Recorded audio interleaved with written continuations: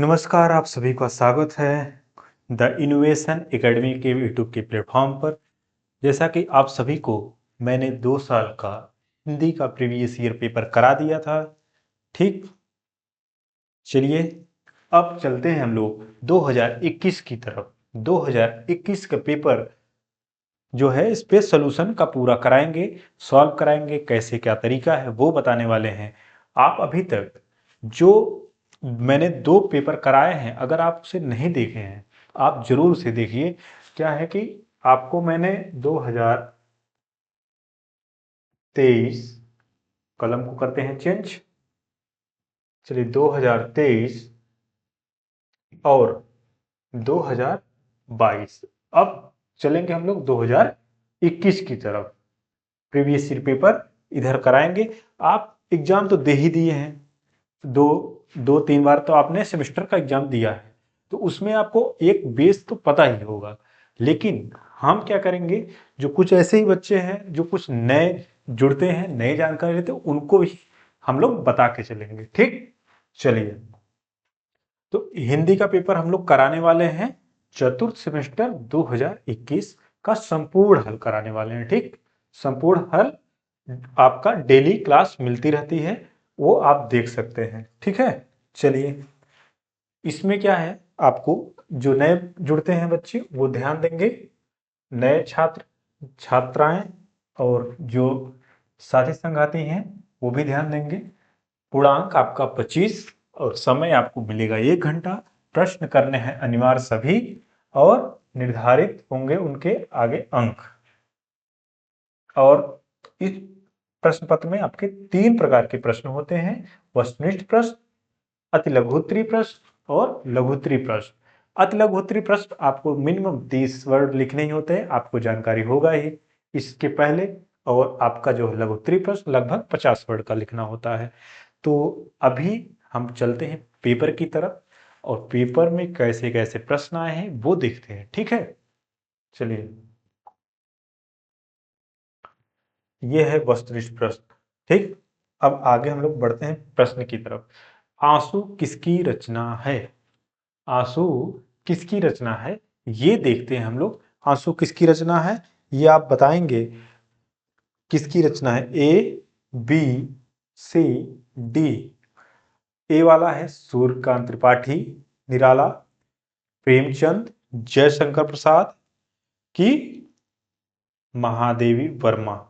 क्या आप बताएंगे? चलिए, देखिए, ये सूर्यकांत त्रिपाठी हैं कि प्रेमचंद हैं कि जयशंकर प्रसाद हैं कि महादेवी वर्मा है।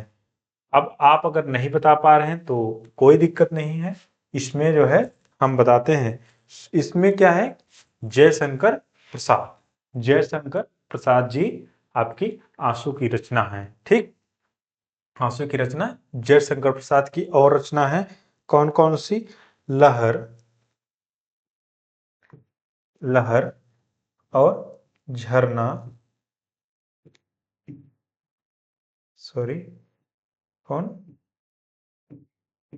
झरना और कामायनी, ठीक? कौन सी? कामायनी। और इधर प्रेमचंद की गमन, कौन सी?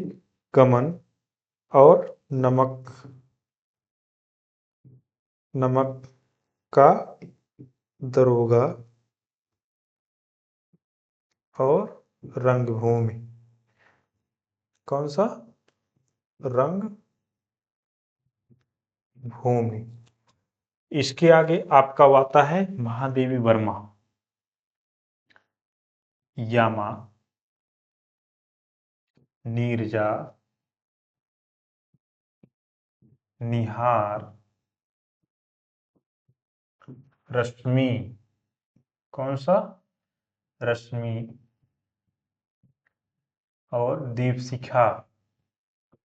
देखिए, आपको मैंने पहले भी बताया है, दीपशिखा ये महादेवी वर्मा के अधिकतर लड़कियों के नाम पे ही इनकी रचनाएं हैं। और सूर्यकांत त्रिपाठी की कौन से हैं? अनामिका, अनामिका, कौन सा? अनामिका। और आपका गीत का, और एक आपका तुलसीदास। ठीक, तुलसीदास, ये भी इनकी एक रचना है। ठीक, आशा है आप सभी को समझ में आ रहा होगा क्या। ये जो इतना बड़ा बड़ा लिख दिए हैं एक, अच्छा कोई बात नहीं, राइटिंग अच्छी है, चलिए ठीक है। बहुत बहुत धन्यवाद आपका। आगे बढ़ते हैं हम लोग। ये आपका कौन से हो गए? आंसू की रचना, जयशंकर प्रसाद। ठीक, आप इसे नोट भी कर सकते हैं, ये एक्स्ट्रा नॉलेज आपका। आगे चलते हैं। प्रत्येक संधि शब्द में संधि है, प्रत्येक शब्द में संधि है, ये पहले आप बताइए प्रत्येक संधि का संधि विच्छेद, उसके बाद आप बताइए कि कौन सी संधि है। ठीक है, चलिए देखते हैं किसका किसका कमेंट आता है। ठीक, आप लोग बताएंगे प्रत्येक कौन संधि है, और इसी पे जानकारी आपको दे दें, ये संधि टॉपिक आ गया अपना संधि। कलर करते हैं चेंज, रेड। देखिए रेड और नहीं आया, आ जाओ रेड।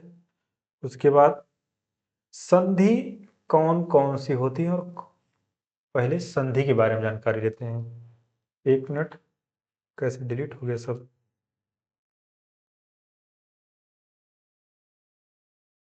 चलिए आ गया, कहाँ जाएगा, यहीं रहेगा। ठीक, संधि, संधि पहले होते हैं तीन। कौन कौन से? कौन कौन से आपके संधि हैं? देखिए स्वर संधि, स्वर संधि, व्यंजन संधि। बहुत ही आराम आराम तौर तरीके से सब चीजें सीखेंगे। संधि, और एक है विसर्ग संधि।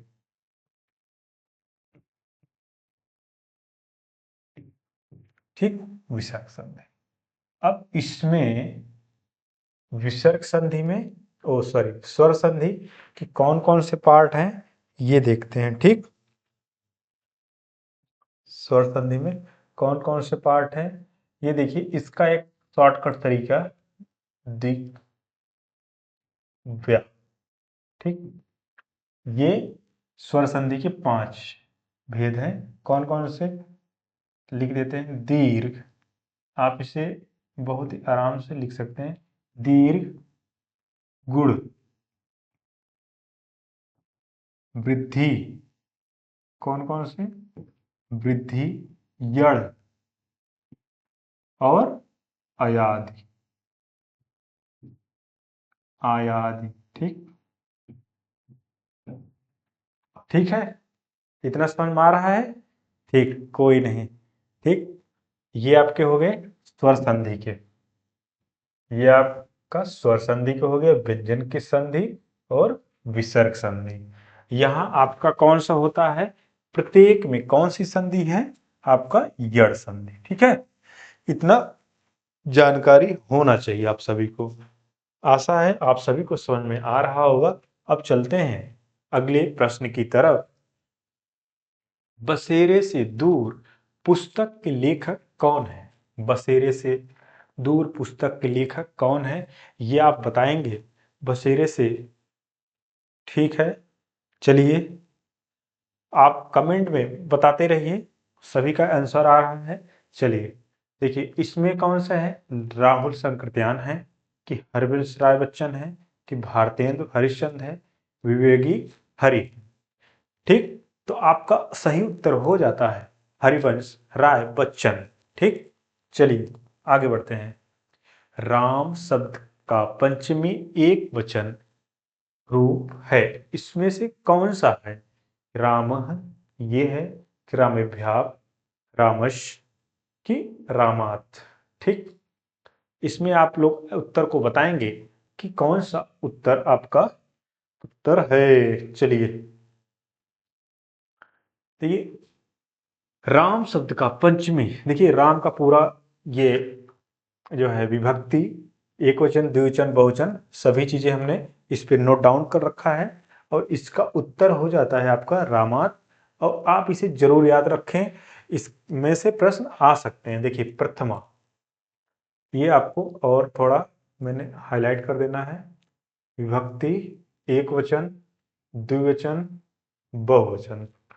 इसमें प्रथमा, द्वितीया, तृतीय, चतुर्थी, पंचमी, षष्ठी, सप्तमी, संबोधन।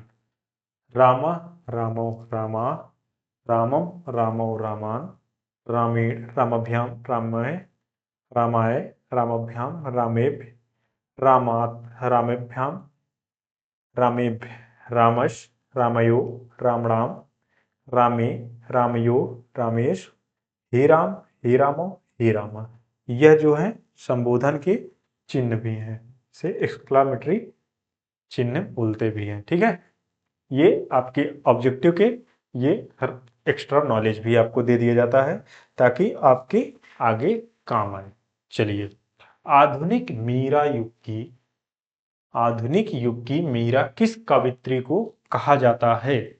आप बताएंगे आधुनिक युग की मीरा किसे कहते हैं?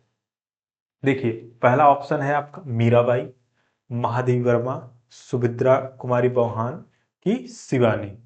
ये आप जो है शिवानी उत्तर मानते हैं कि किसको उत्तर मानते हैं, ये देखना है। चलिए देखते हैं कौन सा उत्तर होता है आपका, कि मीराबाई, कि महादेवी वर्मा, सुभद्रा, शिवानी। चलिए, जी हाँ साथियों, आप सभी का उत्तर आने लगा है। चलिए देखते हैं, ये आपका उत्तर होता है महादेवी वर्मा। इन्हीं को आधुनिक युग की मीरा कहा जाता है। ठीक, चलिए अति लघुत्तरी प्रश्न की तरफ हम लोग बढ़ रहे हैं। ये आपका 5 प्रश्न जो है वस्तुनिष्ठ वाला खत्म हो गया है, समाप्त हो गया है। अब चलते हैं हम लोग अति लघुत्तरी प्रश्न की तरफ। चलिए, वृक्ष से पत्ते गिरते हैं। देखिए ये प्रश्न आपके रिपीट हो रहे हैं।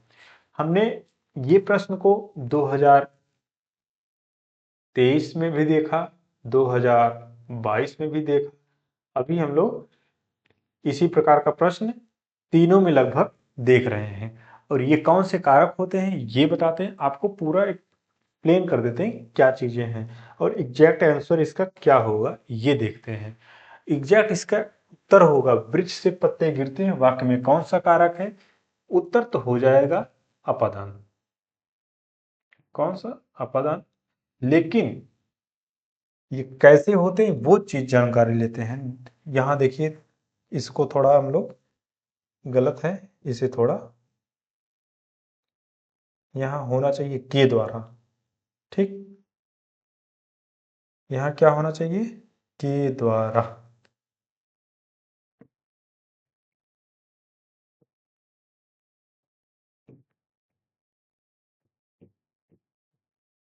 अब दिख रहा है? चलिए कोई बात नहीं, चलते हैं। देखिए, हिंदी में कारकों का सामान्य परिचय, ये है कारक, ये है उनके चिन्ह, ये है उनके अर्थ। देखिए इसको याद करने का तरीका क्या है? कर्ता ने कर्म को कर्ता ने कर्म को करण से के द्वारा, देखिए यहां भी करण से लगा है और यहां अपादान से, लेकिन इन दोनों का मतलब जो है अलग अलग होता है, अलग अलग शब्द में अलग अलग मतलब होता है। ठीक, अपादान कारक से अलग, इसका मतलब होता है किसी चीज से अलगाव। जैसे वृक्ष से वृक्ष से फल गिरते हैं, जैसे अब से, ये इसका मतलब होता है कि अलगाव। जैसे पहाड़ों से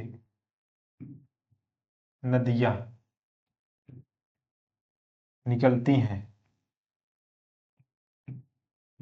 निकलती हैं। तो क्या है कि यहाँ जो से लगा है, पहाड़ों से नदियां अलग हो रही हैं, एक दूसरे से जब अलगाव होगा तो वही है आपके अपादान कारक। इसलिए यहाँ उपकरण से के द्वारा, जिसके द्वारा काम किया जाता है, जिसके द्वारा कर्ता काम करे, उसके क्या होते हैं? कर्ण।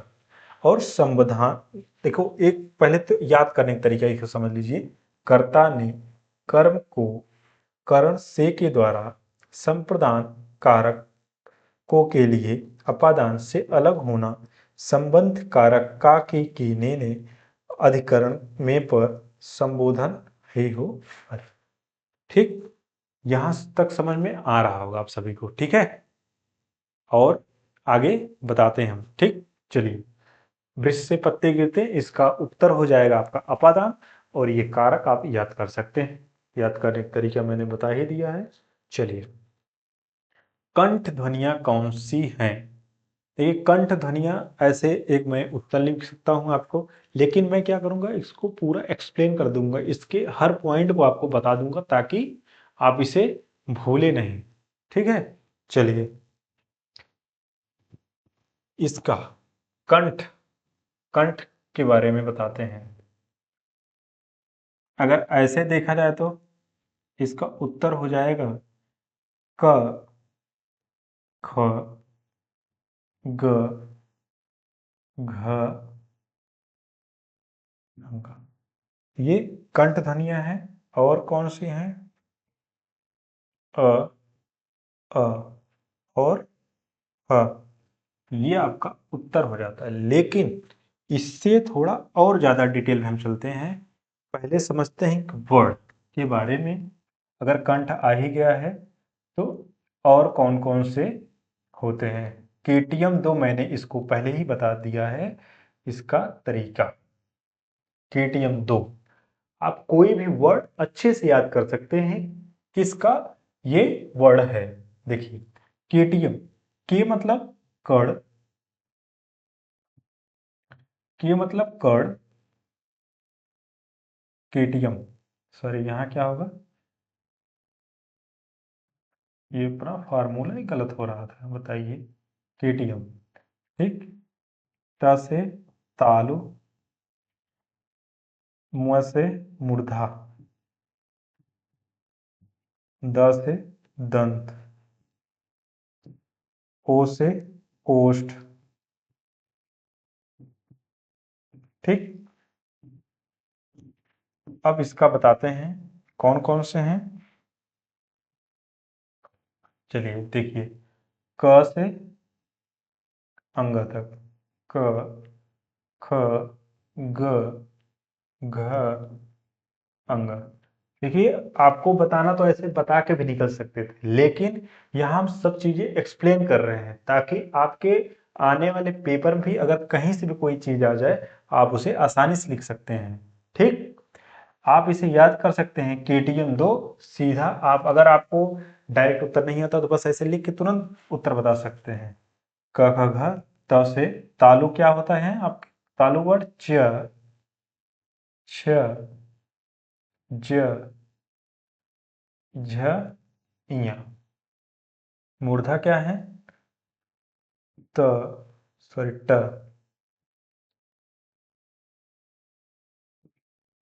ट, ठ, ड, ठ, अड़।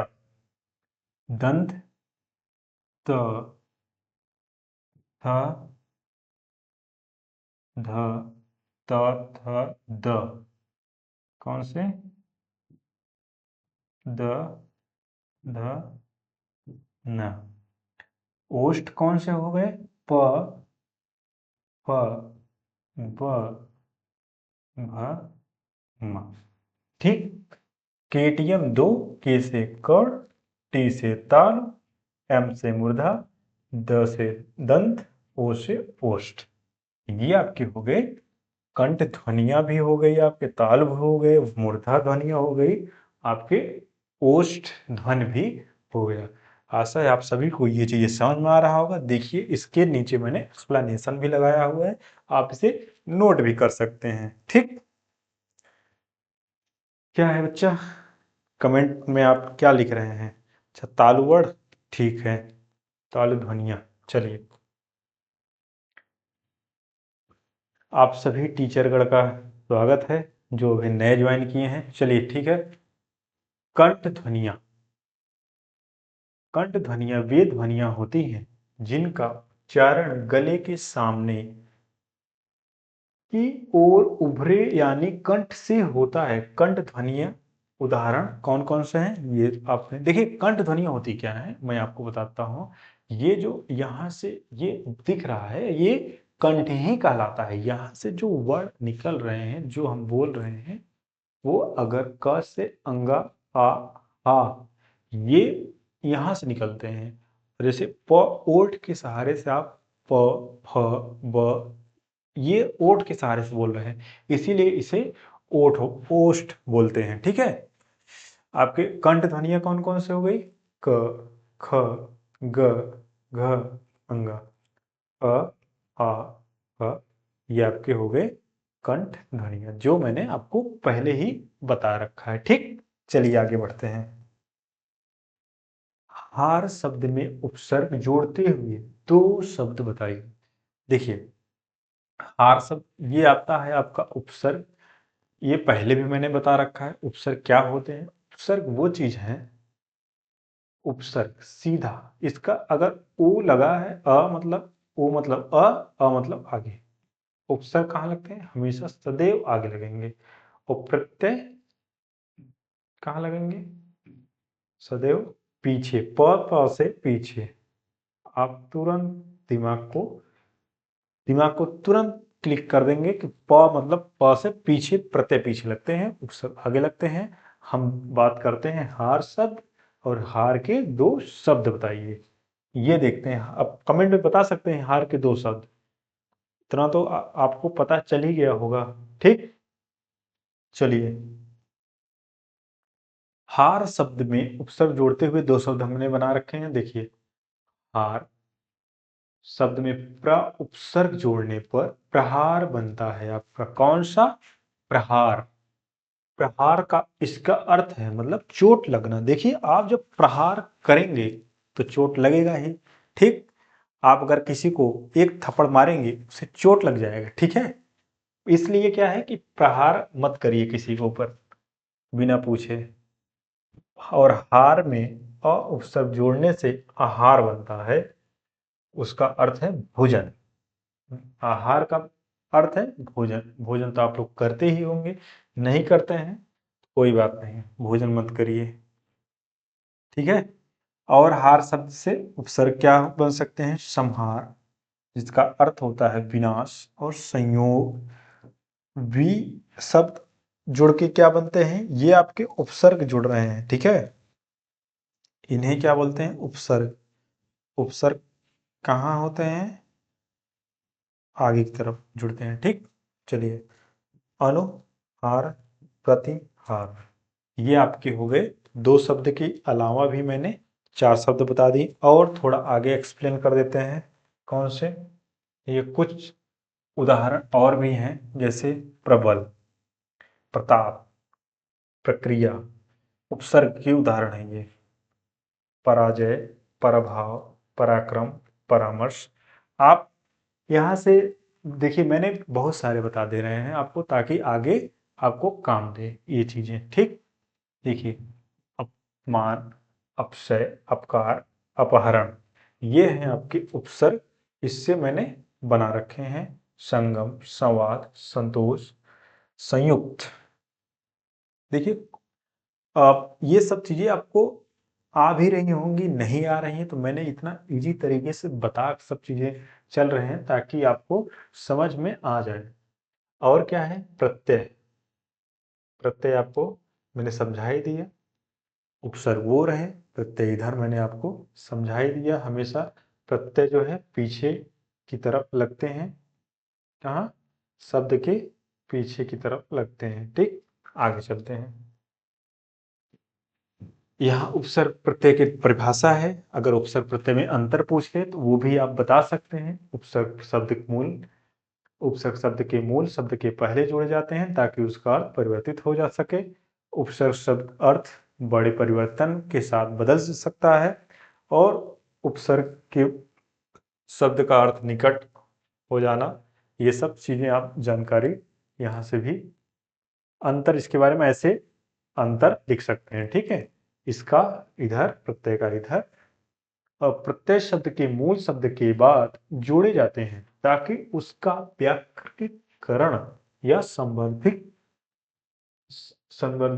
अर्थ बदला जा सके। ठीक है, अब आगे चलते हैं। ये सारी चीजें मैंने आपको पहले ही बता दी है, ठीक, लिख लिख के। चलिए, हितो मनोहारी व दुर्लभम व सुक्ति का अर्थ हिंदी में अर्थ लिखिए। इसका क्या अर्थ होता है वो आप अगर पता है आपको तो अर्थ आप लिख सकते हैं, ठीक, कमेंट में लिख सकते हैं, नहीं तो हम इसे बताते हैं। चलिए चलिए, बहुत लोगों का आ ही रहा है, कोई बात नहीं, आगे बढ़ते हैं। देखिए, इसका अर्थ है, इस सुक्ति का अर्थ है, जो वचन हितकारी और कानों को सुनने में प्रिय हो, जो वचन हितकारी और कानों में सुनने में प्रिय हो, वैसा वचन अर्थात अर्थात जिसमें दोनों गुण हो, दोनों गुण का मिलना कठिन हो, क्योंकि प्रायः जो कानों को सुनने में प्रिय लगते हैं वो प्रिय नहीं होते हैं, कभी कभी धोखा भी खा सकते हैं आप, ठीक, प्रिय लगने वाला नहीं होता है, तथा मन को प्रिय लगने वाला वचन ही हमेशा हितकारी नहीं होता है। ये भी जानकारी होनी चाहिए। इसलिए हितकारी वचन हमेशा ग्रहण नहीं करना चाहिए, मन को प्रिय लगने वाला अपेक्षा नहीं करना चाहिए। ऐसी अपेक्षा ना करें कि हमेशा सारी बातें आपको अच्छी ही लगे। कुछ बातें जो है कड़वी होती जरूर है, लेकिन आपके भलाई के लिए कही जाती हैं। जैसे आपके फैमिली में आपके पिताजी माताजी जो भी सब चीज कहते हैं वो आपके भलाई के लिए कहते हैं। और कुछ ऐसे दोस्त यार होते हैं मीठी मीठी बातें करके आपको बहलाते हैं और आप फिसल जाते हैं, फिर बाद में रोते हुए कहाँ पे आते हैं, घर में आते हैं मम्मी पापा के पास, ठीक। इसलिए सभी शिक्षक और शिक्षिकाएं ध्यान दें, मीठी मीठी बातें बोल के किसी को फुसलाएं नहीं और अपने पढ़ाई पे ध्यान दें। चलिए, हिंदी गद्य साहित्य का किन्हीं चार विधाओं के नाम लिखिए। हिंदी गद्य साहित्य का किन्हीं चार विधाओं के नाम बताते हैं हम आपको। अगर आपको जानकारी है तो आप कमेंट कर सकते हैं, कमेंट फ्री है, कमेंट पूरा हम लोगों ने फ्री करा रखा है, ठीक, आप कमेंट कर सकते हैं। चलिए, कमेंट करने के लिए कोई पैसा नहीं लगता है, आप कोई दिक्कत हो सीधा हमारी टीम उसे देखेगी और हमारे तक बात पहुंचाएगी। ये देखिए, हिंदी गद्य साहित्य की चार प्रमुख विधाएं ये हैं, जैसे उपन्यास, कहानी, नाटक, निबंध, ये आपके चार विधाएं हैं। और प्रश्न नंबर 11 क्या कहता है, नदी आकाश शब्द के तीन तीन पर्यायवाची लिखिए। ये आप सीधे कमेंट बॉक्स में डालिए, तीन तीन पर्यायवाची, इतना तो आपको पता ही होगा, हम आशा करते हैं आप सभी को पता होगा। ठीक है, जितने लोग देख रहे हैं जरूर आप तीन तीन नहीं तो दो दो आप जो है पर्यायवाची लिख के बताइए, बाकी हम आपको बता ही रहे हैं। जैसे सरिता, तरंगड़ी, तटनी, और आकाश का गगन, नभ और व्योम, ठीक, ये आपके तीन पर्यायवाची हो गए। पर्यायवाची आप याद कर सकते हैं, नहीं तो कैसे काम चलेगा, पर्यायवाची तो आपको याद करना ही होगा, कुछ विलोम याद करना होगा, ये याद करने वाली चीजें हैं। वैसे हम लोग प्रैक्टिस जो है कराने वाले हैं, अभी आपके वस्तुनिष्ठ चल ही रहे हैं, पीवाईपी चल रहे हैं आपके, ठीक, फिर आपको वस्तुनिष्ठ जितने भी प्रश्न आए होंगे वो कराएंगे। उसके बाद अति लघुत्तरी, अति लघुत्तरी प्रश्न, ठीक, उसके बाद लघुत्तरी प्रश्न, ये कराया जाएगा आपका। ये कैसे कराया जाएगा, ये इसका 100 क्वेश्चन कराया जाएगा लगभग, हर सब्जेक्ट का हम लोग 100 क्वेश्चन, ऑब्जेक्टिव अति लघुत्तरी का 100 क्वेश्चन, और लघुत्तरी का 100 क्वेश्चन ये आपको करा दिए जाएंगे, जिससे आपके प्रश्न पत्र में आने वाले होंगे एकदम हलवा पेपर लगेगा। ठीक, ये आपको करा दिया जाएगा। तो आपको कोई सीरीज लेने की जरूरत नहीं है। क्यों बार बार परेशान है आप सीरीज के चक्कर में? आप यहाँ से नोट डाउन करिए, उसे पढ़िए, आपको सीधा समझ में आएगा। कोई दिक्कत हो, हमारा कोई पेड बैच नहीं है अभी, ठीक है? पेड बैच में आप ज़्यादा परेशान ना होइए, सभी तो इधर उधर का चीज़ें करा ही रहे हैं। ठीक, देखिए अभी लघुत्तरी प्रश्न, हम लोग क्या है, लघुत्तरी तक पहुंच चुके हैं। दिखाते हैं आपको लघुत्तरी प्रश्न। क्वेश्चन नंबर 12, कबीरदास का संक्षिप्त जीवन परिचय देते हुए उनकी रचनाओं का उल्लेख क्या है? चलिए, अगर कबीरदास के बारे में आप जानते हैं तो उसे लिख सकते हैं, उस लेख को यहाँ डाल सकते हैं। देखते हैं कितने लोग अच्छा लेख लिख सकते हैं कबीरदास के बारे में।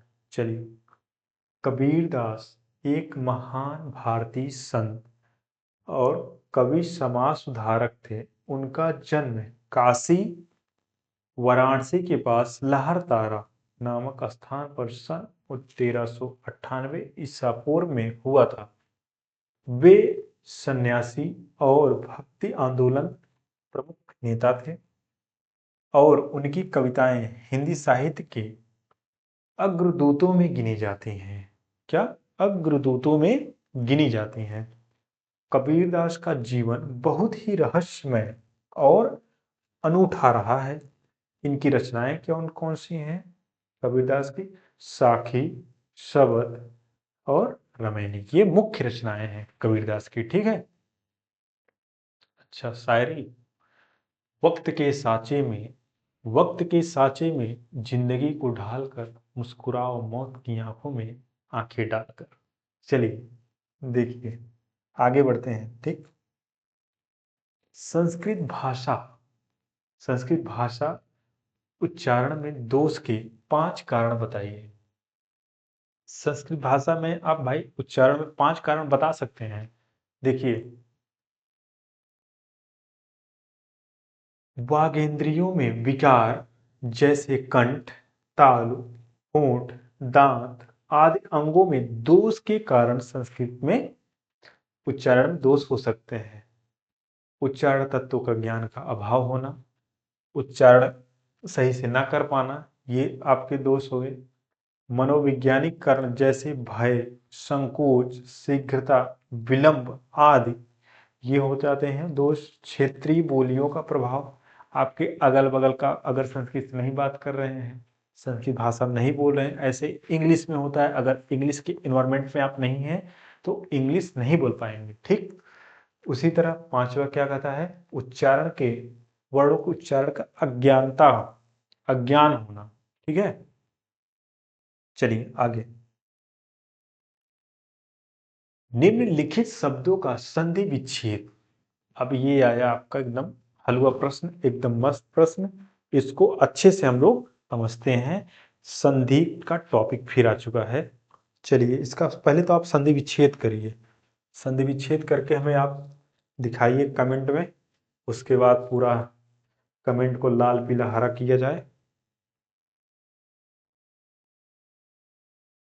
ठीक है, चलिए कोई बात नहीं। चलिए बताते हैं। एक एक कॉपी जो है आपका गिर चुका है कलम पे। चलिए देखिए, आपका विद्याधन आलय। क्या? विद्यालय क्या होता है? संधि विच्छेद विद्या धन आलय। ठीक, महाधन उत्सव।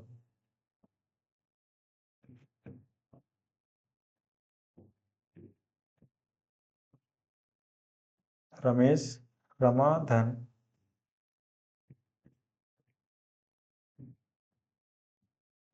ईस ओधन अन यतिधन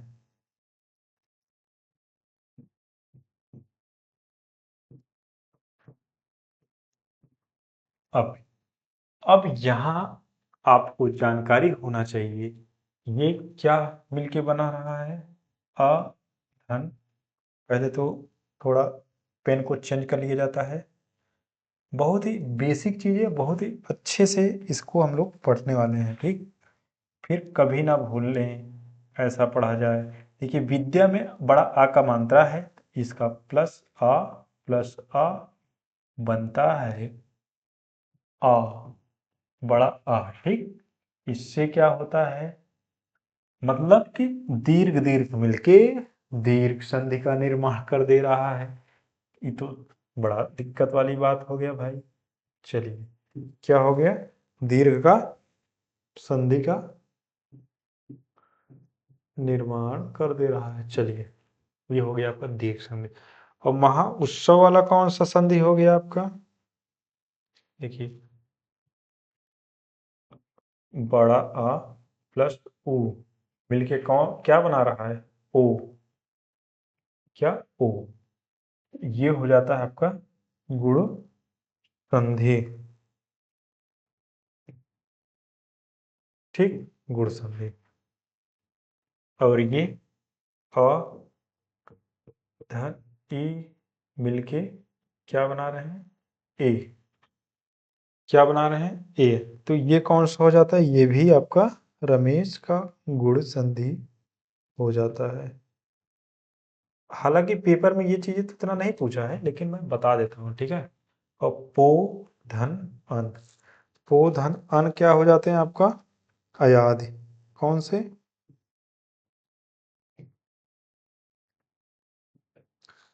अयाधि संधि। और यद्यपि, यद्यपि कौन से संधि हो जाते हैं आपके? यद्यपि कौन से संधि है आपके? यड़ संधि।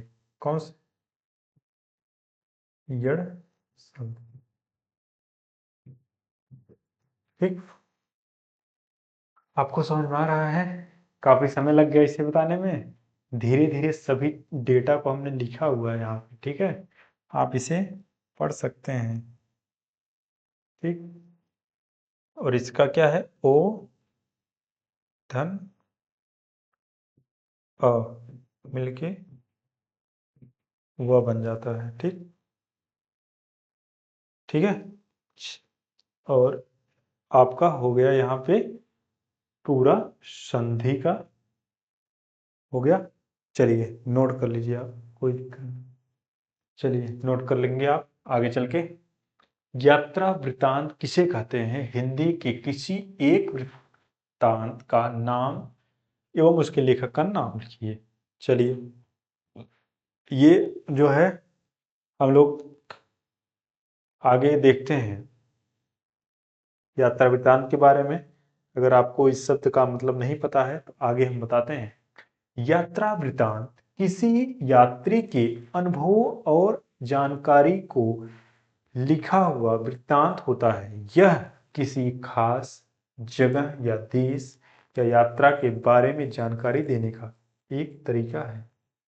इसी को यात्रा वृत्तांत को अंग्रेजी में ट्रैवलॉग कहा जाता है। ट्रैवलॉग कहा जाता है, ठीक है।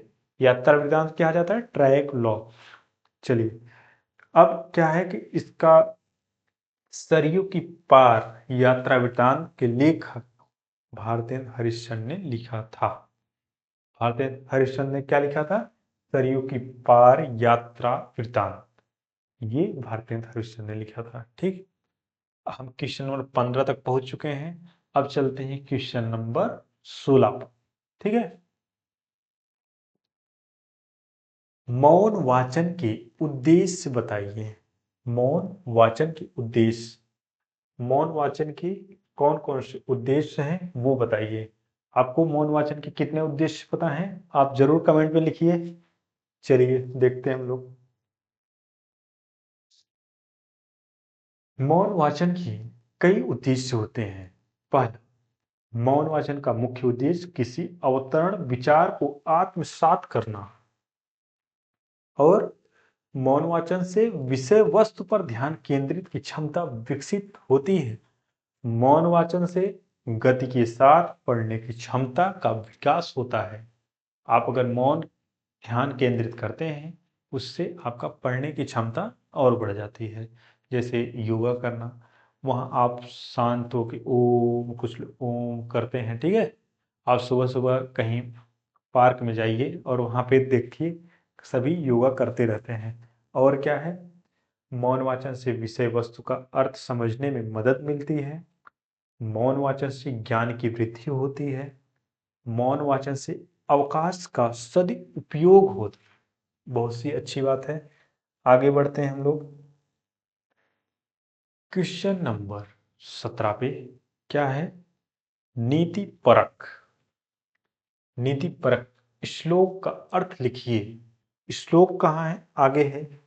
ऐसे कैसे आप बता पाएंगे, देखिए, अयम निज परोवेति गणना लघु उदार वरिताना तु वसुधैव कुटुंबकम।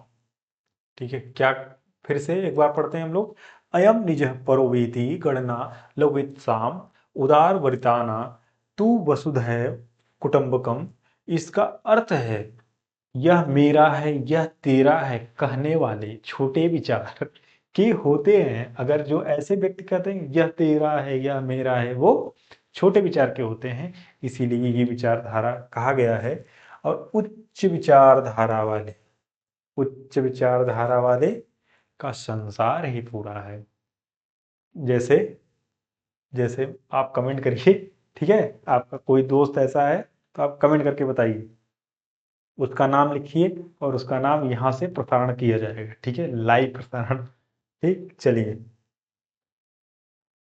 18 पे पहुंच चुके हैं हम लोग। निम्नलिखित शब्दों का हिंदी में अर्थ लिखिए। इसका भी अर्थ जो है हम लोग यहाँ लिख सकते हैं। देखिए प्रश्न क्या है, प्रश्न अगित, ध्रुवम, स्रव, संप्र, सांप्रतम।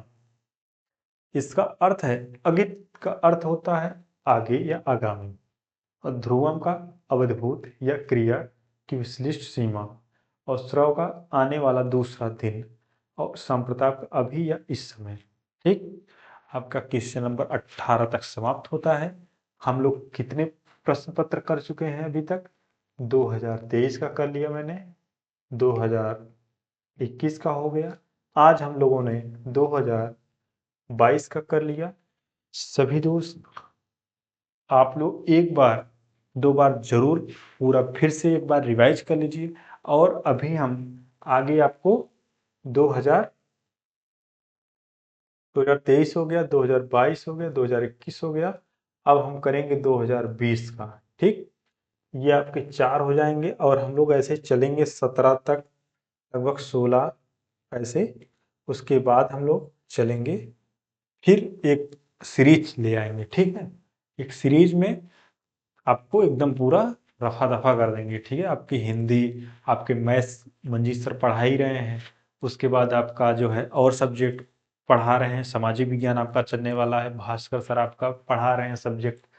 आप अच्छे से पूरा वीडियो देखते जाइए और आपको हर चीज एकदम एक्सप्लेन कर रहे हैं, ताकि आपको परीक्षा में कोई दिक्कत ना हो पाए। ठीक, आशा है आप सभी को सभी चीजें समझ में आ रहा होगा। अगर कोई समस्या आ रही है तो आप कमेंट में करिए, उससे क्या होगा कि हमारी टीम जो है उसे एनालिसिस करेगी और फिर हमारे तक पहुंचा देगी। ठीक, चलिए आप यहीं तक आज जो है समाप्त करते हैं सेशन को। जय हिंद, जय भारत, सभी टीचर को नमन।